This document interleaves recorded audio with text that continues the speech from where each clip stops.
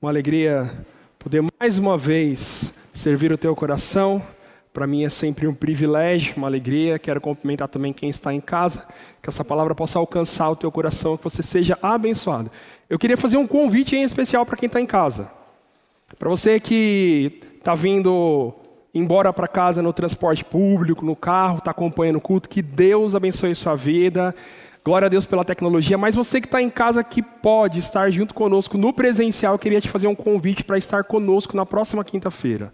Aí você vai dizer, Tiago, você quer encher a igreja? Não, Isaías disse que esse lugar é cheio da glória de Deus. O que eu quero é a tua presença aqui para que você possa desfrutar do que nós estamos desfrutando na presença de Deus. Vamos dar um amém bem alto para quem está em casa ouvir? Mais ou menos, eu acho que quase convenceu quem está em casa, pastor, de vir na quinta-feira que vem. Dá para ser melhor? No 3, 1, 2, 3. Amém. Glória a Deus. Esperamos você na próxima quinta-feira. Abra sua Bíblia junto comigo ou ligue sua Bíblia junto comigo. Lucas, capítulo de número 13. Eu quero ler alguns versos, uma passagem bastante conhecida. Deus ministrou algo ao meu coração e eu quero compartilhar ao teu coração essa noite. O tema da ministração é: Ele viu, Ele chamou, Ele disse e Ele tocou. Ele viu,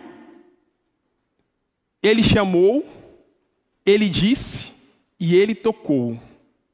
Você pode dizer junto comigo? Ele viu,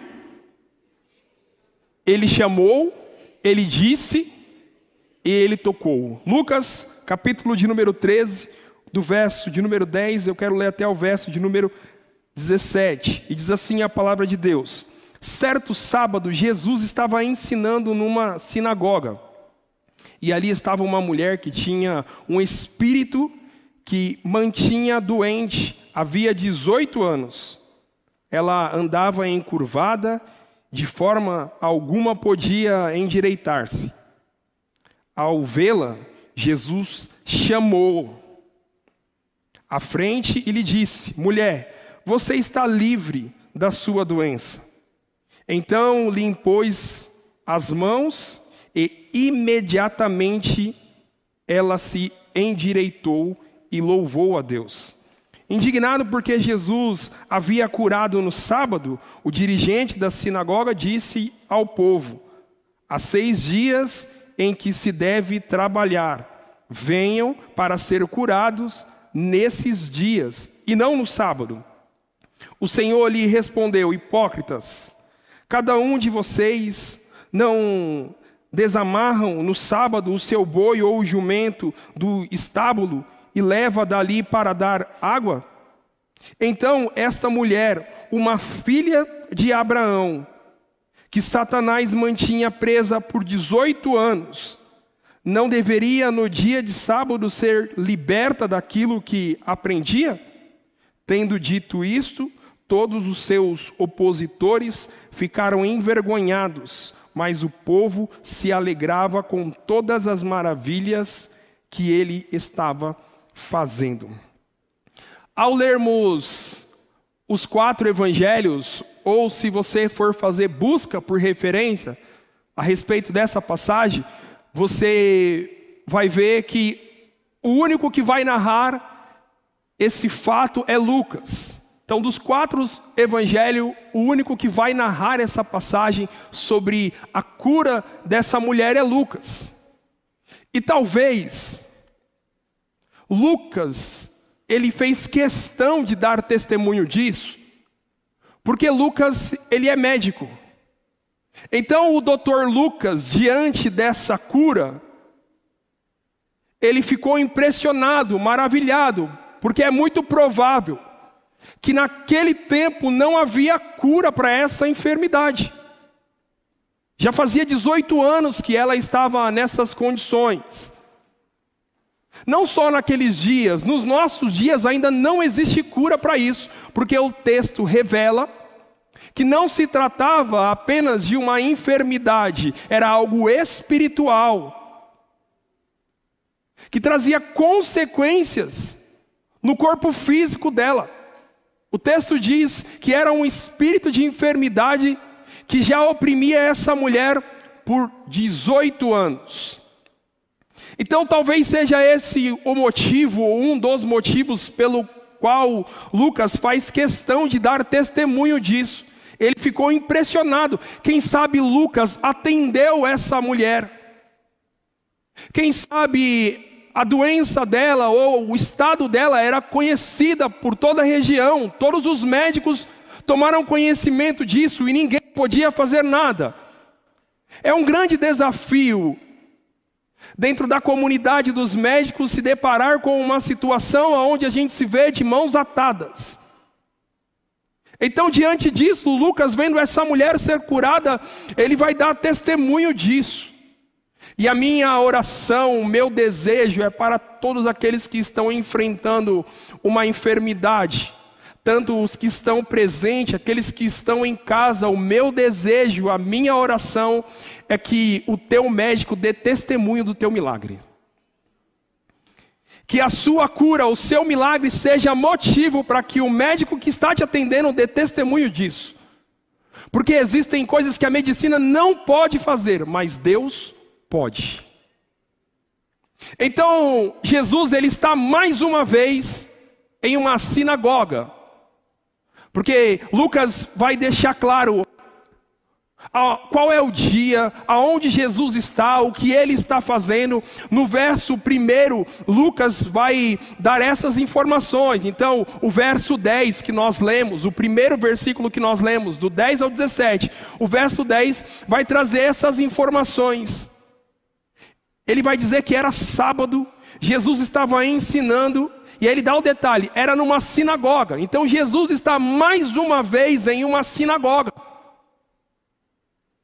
Jesus, parte do seu ministério, ele exerceu na Galileia. Então sempre que ele estava na Galileia, ele estava em uma das sinagogas que tinha na Galileia, exercendo o seu ministério, ensinando a palavra. Então a sinagoga nada mais era do que um lugar onde os judeus, eles se ajuntavam para adorar a Deus. Era o lugar onde eles se juntavam para aprender sobre as Escrituras. Não só isso, a sinagoga durante um período ela foi extremamente importante para o povo judeu. Durante o período do cativeiro babilônico, eles tinham esses pequenos grupos, porque a composição de uma sinagoga era no mínimo com 10 homens, e essa sinagoga ia ter um chefe da sinagoga.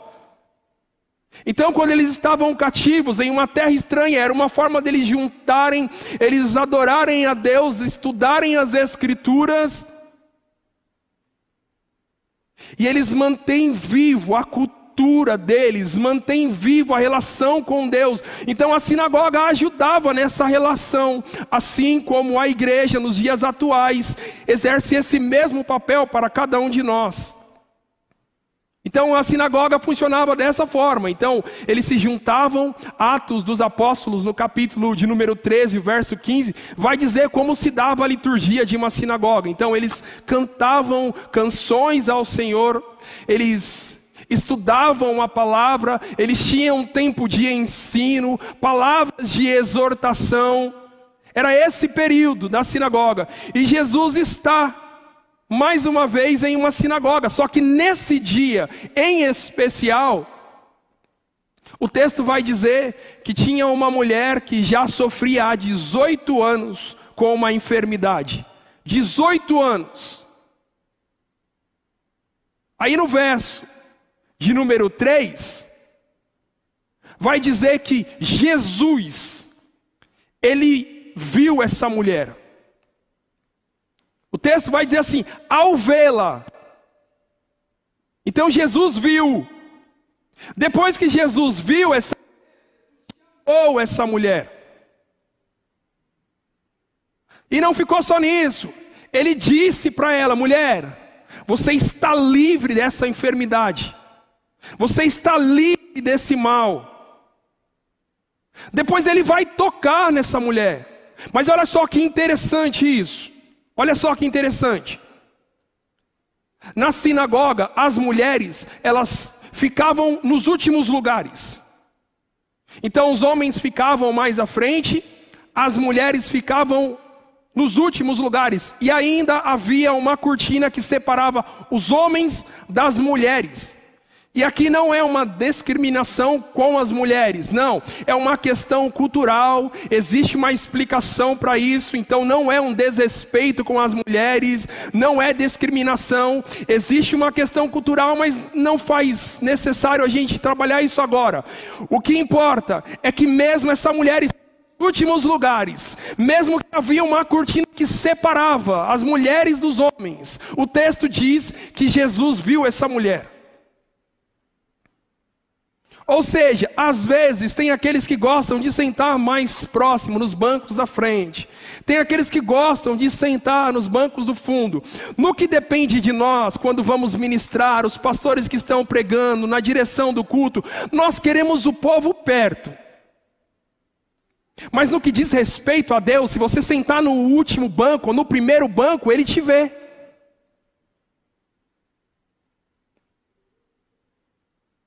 O texto diz que Jesus viu, então essa mulher está no fundo, e Ele chama essa mulher para frente. Ele viu, Ele chamou, e agora Ele dirige a palavra a ela e diz: olha, mulher, você está livre desse mal. No próximo verso, vai dizer que Jesus tocou nela. E depois que Jesus tocou, essa mulher imediatamente se levantou. Imediatamente se levantou.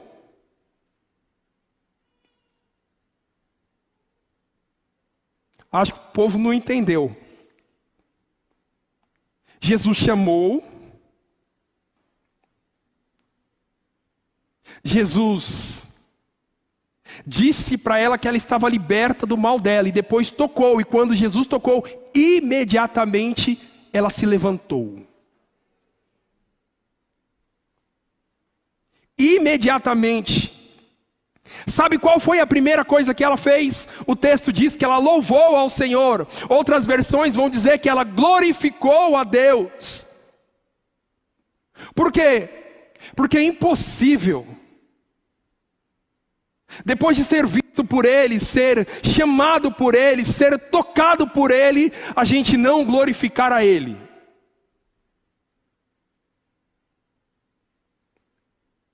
Cada um de nós sabe de onde Deus nos tirou ou do que Ele nos livrou. Então Ele nos viu quando ainda éramos pecadores. Havia no Velho Testamento uma cortina, o véu que separava da presença do Deus eterno. Você entende? Nós estávamos num lugar que não era acessível à presença. Mas Jesus nos viu, nos chamou, de trás da cortina, nos tocou, e imediatamente a mulher foi curada. Imediatamente, quando nós somos tocados por Ele, nós somos curados. Então é impossível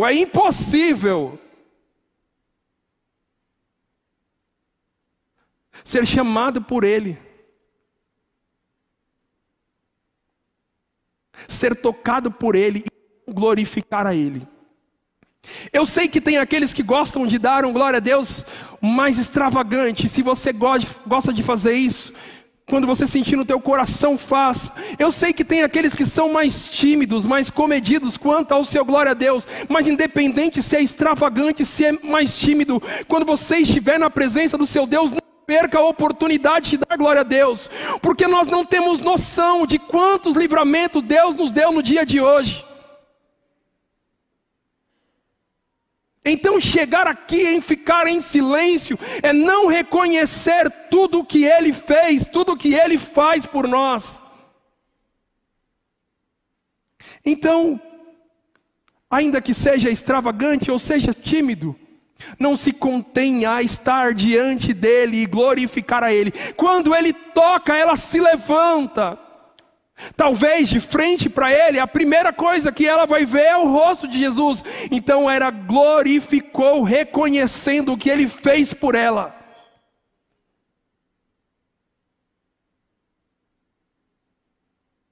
Olha só que interessante, diz que imediatamente ela foi curada.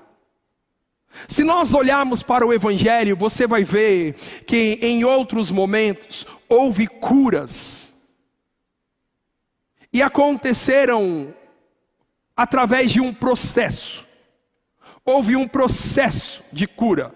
Exemplo, Jesus, ele passa lodo nos olhos de um homem cego de nascença e manda ele se lavar. Ele vai ser curado, mas houve um processo.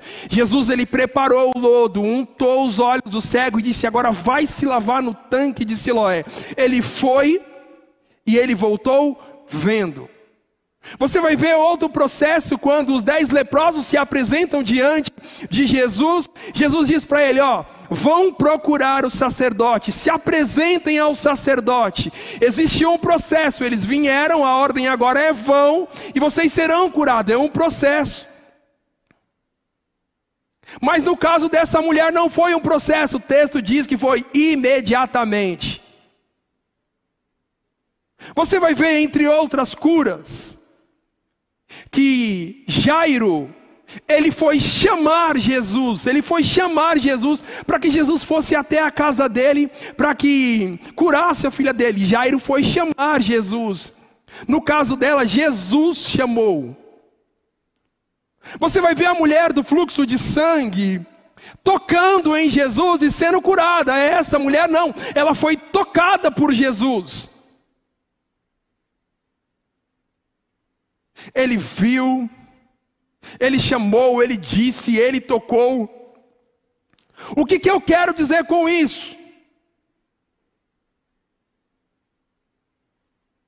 Que não adianta ficar esperando que Jesus vai fazer da forma como nós esperamos que ele vai fazer.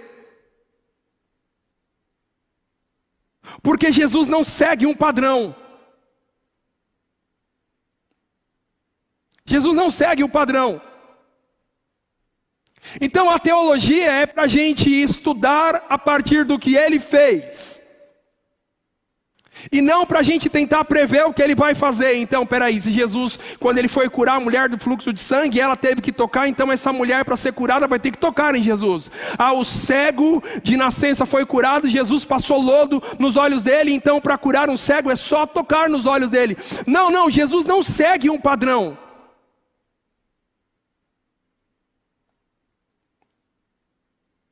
Porque ele tem diversas formas de trabalhar e ser. E ele não segue um padrão por conta da sua multiforme graça. Ele é tão Deus, ele é tão grande, tão infinito, que ele consegue fazer a mesma coisa para pessoas diferentes, e cada um tem uma assinatura diferente, e cada um tem um toque especial. Por que eu estou dizendo isso? Porque às vezes nós tentamos mapear como é que Jesus vai curar a nossa vida, como Jesus vai resolver os nossos problemas, como vai solucionar a dificuldade que nós estamos enfrentando. Nós mapeamos, nós determinamos que vai ser dessa forma, ficamos na expectativa que ele vai fazer de acordo com o padrão. E aí a frustração não é porque ele não fez, é porque a gente estipulou um padrão que Jesus não se enquadra. Ele sempre tem um jeito novo de fazer a mesma coisa. Você vai ver que cada cego ele curou de um jeito. Você vai ver que entre todas as curas, cada um tem um detalhe muito peculiar. Então o que eu quero dizer com isso? Que independente do que você esteja passando, não tente mapear o que Jesus vai fazer. Apenas creia que ele vai fazer. Como? Não sei. Ele vai fazer.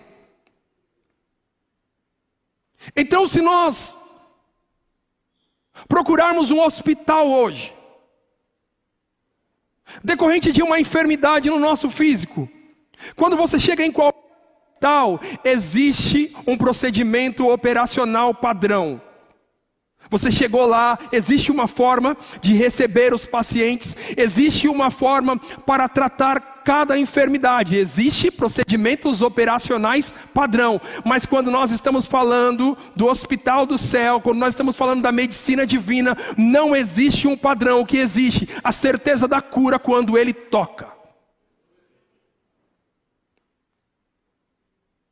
E se Ele não tocar e você tocar nele, é tanta virtude que só de tocar nele, você já é curado. Se você tocar, você é curado. Se Ele te tocar, você também é curado. Então não tente mapear, porque às vezes a gente vê a forma como Deus fez um milagre na vida da pessoa que está do nosso lado, do nosso vizinho. Geramos a expectativa que Ele vai fazer igual, quando na verdade Deus tem algo novo para fazer na sua vida. O que Ele precisa é só um coração disposto e sensível a confiar nele.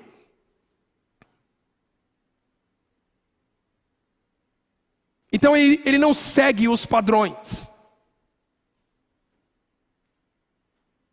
O texto diz que ele está numa sinagoga. Existiam padrões, existiam protocolos.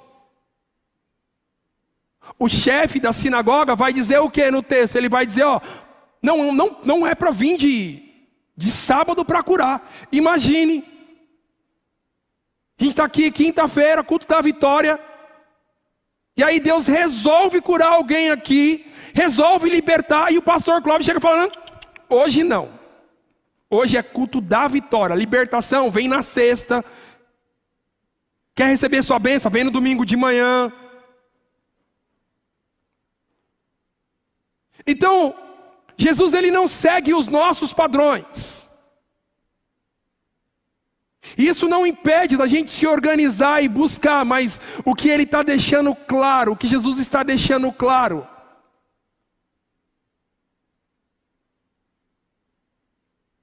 é que se seu coração estiver aberto e sensível para receber o que Ele tem para fazer, o que Ele tem é algo novo. Então, para que a nossa expectativa não roube de nós a nossa esperança naquilo que Ele vai fazer, a gente precisa depositar as nossas expectativas todas nele.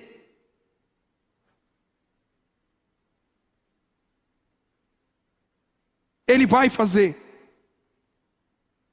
18 anos. O texto diz que essa mulher está há 18 anos.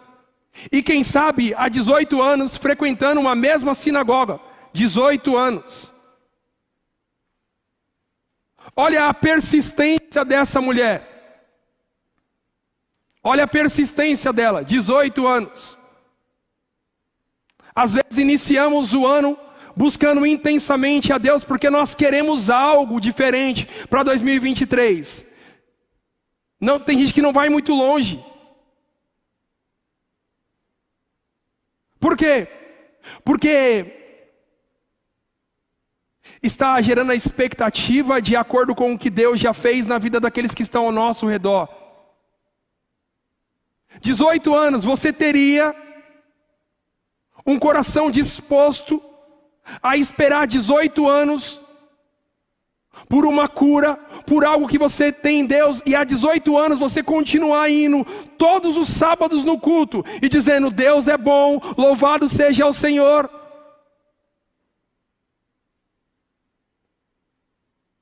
E pode ser em uma quinta-feira qualquer dessa. E talvez algo que você já não espere mais. Porque o texto não diz que ela foi procurar Jesus. O texto não diz que ela clamou a Jesus. O texto diz que Jesus viu ela. Ainda que você esteja buscando algo há tanto tempo, se a sua esperança acabou, se você não tem mais fé para isso, o que o texto nos mostra é que Jesus ainda assim, conhecendo o teu coração, te vê. E Ele pode fazer o que para você é impossível, que não tinha mais jeito nenhum.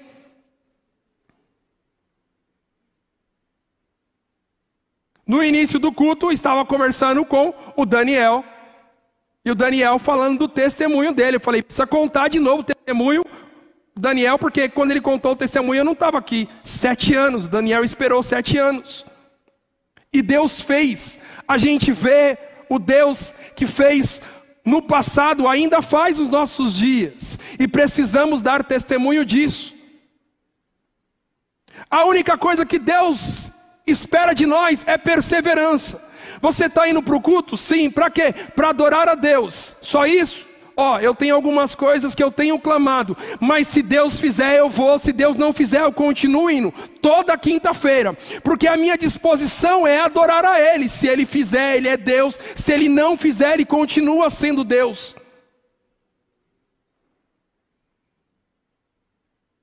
Então nós alcançamos o status de verdadeiros adoradores, que não adoram com interesse, mas adoram em espírito e em verdade, porque reconhece que Deus é soberano sobre todas as coisas. Se Ele quiser me curar, glória a Deus, e se Ele não quiser me curar, que Ele dê graça, porque foi isso que Ele disse para Paulo: Paulo, a minha graça te basta.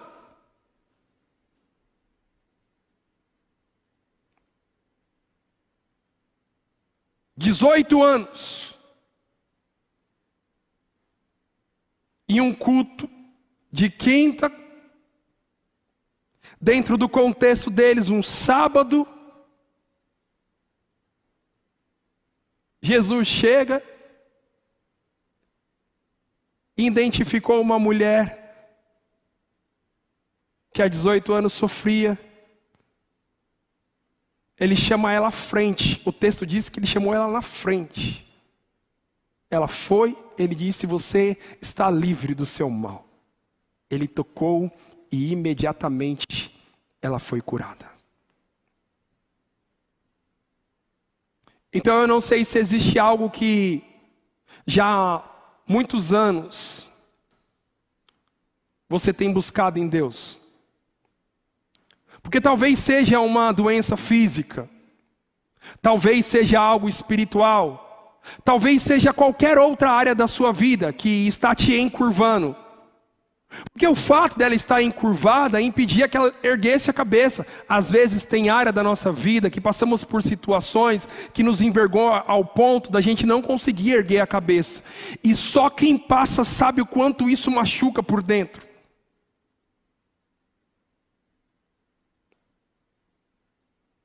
E talvez isso está te ferindo há tanto tempo. Então talvez pode ser algo físico, uma enfermidade. Mas talvez pode ser alguma área da sua vida que o diabo está tentando te envergonhar há tanto tempo. Você caminha debaixo dessa opressão. O verso 16 diz: olha, essa filha de Abraão caminha debaixo dessa opressão. Jesus disse: eu vim para libertar. O chefe da sinagoga ficou incomodado. Por quê? Porque a situação saiu do controle dele. Como bons religiosos, quando entramos por esse caminho da religiosidade, nós queremos estar no controle. E se as coisas saírem do nosso controle, aí gera aquele desconforto. Então na sinagoga, olha que interessante, tinha um chefe na sinagoga. Para falar na sinagoga tinha que ter autorização do chefe. Então não foi Jesus que tomou a palavra, foi ele que deu a palavra para Jesus. Só que ele deu a palavra para Jesus e ele queria que Jesus fizesse as coisas do jeito dele. Jesus falou: eu não pedi a palavra, mas já que você me deu, deixa eu fazer do meu jeito. Eu entendi que hoje é culto de ensino, mas eu vim aqui também para curar, para libertar, para ensinar.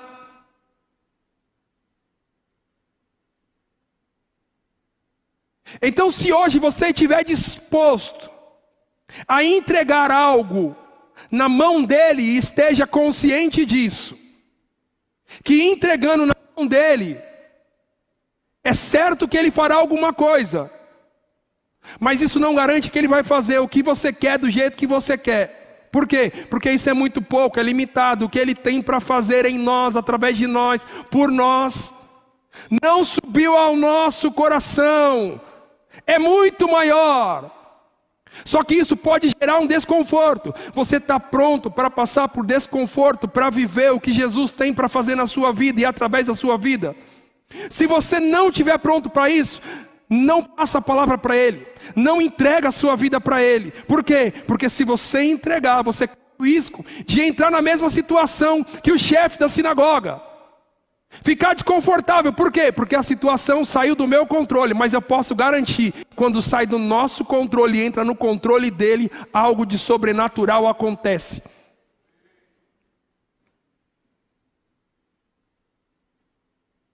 Ele fica desconfortável, porque saiu do controle dele. A minha oração, o meu pedido diante de Deus é que nos cultos de quinta-feira saia do nosso controle. Que haja cura entre nós, que haja libertação, que haja transformação, que haja renovo, que haja crente sendo batizado com o Espírito Santo, que haja um mover de Deus sobrenatural nesse lugar. A minha oração é que o culto de quinta, o culto de domingo, os nossos cultos de ceia, o culto dos adultos, dos jovens, o trabalho das crianças, as mulheres, tudo o que for feito nessa casa, que saia do nosso controle, mas não saia do controle dele, que haja ação dele em nós e através de nós.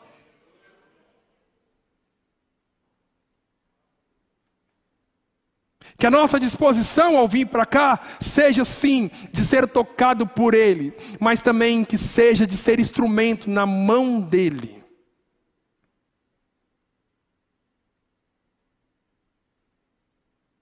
Qual é a área da sua vida que você tem andado encurvado? Qual é a área da sua vida que você precisa que Jesus toque? Porque Ele pode fazer da mesma forma como Ele fez com essa mulher, mas Ele também pode fazer de um jeito novo. O que eu posso dizer é que essa noite, de forma individual, Ele te viu, Ele te chama, Ele tem uma palavra para o teu coração e Ele quer tocar em você, Ele quer tocar na sua vida. Qual área da sua vida? O que a gente não pode fazer, Ele pode.